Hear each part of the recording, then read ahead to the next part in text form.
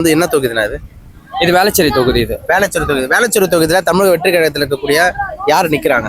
அது எனக்கு சரியா கவனிக்கலங்க. நான் யார் நிக்கலன்னு தெரியும். ஆமா, உண்மை அதுதான், எனக்கு தெரியாது. ஆக்சுவலி நான் சொன்னேன், நான் அதை அவ்வளவு பெருசா பார்க்கல. நான் விஜய்க்காக தான் நான் பாக்குறேன். விஜய் வந்தாருன்னா அவர் ஒன்னே ஒன்று சொன்னாரு பாத்தீங்களா, எங்க நின்னாலும் விஜய் தான் அப்படின்ற ஒரு அந்த மைண்ட் செட் தான் நம்மளுக்கு.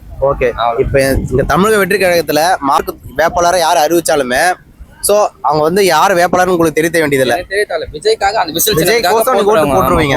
அதான் சோ அந்த முகத்துக்கோசம் ஓட்டு போட்டுருவீங்க. ஓகே, 2024 ஆட்சி பிடிச்சிருவாருன்னு உங்களுக்கு நம்பிக்கை இருக்கா? பிடிச்சிருவாருங்க, கண்டிப்பா. கண்டிப்பா பிடிச்சிருவாரு. எத்தனை தொகுதியில எடுப்பாரு நீங்க நினைக்கிறீங்க? அது ஜனங்களுடைய மைண்ட் செட்டை பொறுத்து தான் இருக்கு.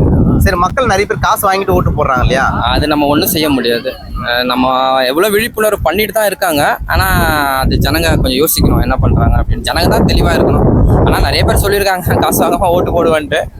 பார்க்கலாம் அவங்க என்ன திங்க் பண்ணுறாங்கன்னு சொல்லிட்டு. இல்லை, நிறைய பேர் என்ன சொல்கிறாங்கன்னா காசு வாங்கிடுங்க, அந்த காசு வந்து நான் கொடுத்தா நினச்சி ஓட்டு போட்டுருங்கன்னு இப்போ சொல்கிறாங்க. இது எப்படி ஏற்க முடியாது? எனக்கு அதில் விருப்பம் இல்லைங்க. அதில் எனக்கு விருப்பம் இல்லை. ஓகே, இப்போ திமுக அதிமுக தான் காசு அதிகமாக தராங்க. ஸோ அது எப்படி அந்த காசு வந்ததுன்னு உங்களுக்கு என்ன சொல்றது? இல்லைங்க, இது வரைக்கும் நான் வந்து ஓட்டு போட்டு எப்போ நான் ஃபர்ஸ்ட் ஓட்டை போட ஆரம்பிச்சேன்னா அதுலேருந்து இன்ன வரைக்கும் நான் காசு யாருக்கிட்ட வாங்கினதும் கிடையாது. என்னுடைய வாக்கு உரிமை, என்னுடைய உரிமை, நான் அதை கரெக்டாக செஞ்சுட்டு வந்துடுவேன். ஓகே, நான் இப்போ தமிழகத்தில் மொத்தம் எத்தனை கட்சிகள் இருக்கு உங்களுக்கு எதனா சொல்ல தெரியுமா? ஏடிஎம்கே இருக்காங்க, பிஜேபி இருக்காங்க, நம்ம விஜய் கட்சி இருக்காங்க, சீமான் இருக்காரு. 4 பேர் தான் முக்கியமான போட்டியே. மற்ற சின்ன சின்ன கட்சி பேர் கூட சொல்லுங்க. விடுதலை சிறுத்தைகள்லாம் இருக்காங்க. அப்புறம் அவ்வளோதான் எனக்கு தெரியும். சரி, ஓகேண்ணா. இப்போ வந்து பார்த்தீங்கன்னாக்கா ஸோ தமிழகத்துக்கு ரொம்ப முக்கியமாக தேவைப்படுறது என்னென்ன மக்களோட அவசியமா இப்போ இதெல்லாம் மக்களுக்கு தேவையானது என்ன? ஃபர்ஸ்ட் என்னன்னா பசங்களுக்கு தரமான கல்வி கொடுக்கணுங்க. நான் என்ன விஜய் அவர்கிட்ட கூட நான் இதை சொல்றது என்னன்னா, ஜனங்களுக்கு இலவசம் வேண்டாம், நீங்க தரமான கல்வி, வேலை வாய்ப்பு, அப்புறம் மக்களுக்கு முன்னேற்றத்துக்கு தேவையான பாதைகளை வகுதிச்சாலே ஜனங்களே அவங்க முன்னேறிடுவாங்க. இது 3மே நான் எதிர்பார்க்குறேன். மெயின் மது ஒழிப்பு கண்டிப்பாக வேணுங்க. ஏன்னா சின்ன சின்ன பசங்கள்லாம் கெட்டு போயிடுறாங்க. அப்புறம் இந்த பொம்பளை பசங்களுக்கு சரியான பாதுகாப்பு கிடையாது. வேலை முடிச்சுட்டு போக முடியாது. காந்தி என்ன சொன்னா, ஒரு பெண் எப்போ தனியாக போகிறாலோ அப்போ தான் அந்த நாட்டோட சுதந்திரமே கிடச்சிருக்கு அப்படின்றதாக சொல்கிறாருல. அந்த மாதிரி சுதந்திரம் இன்னைக்கு பொம்பளை பசங்களுக்கு கிடையாது.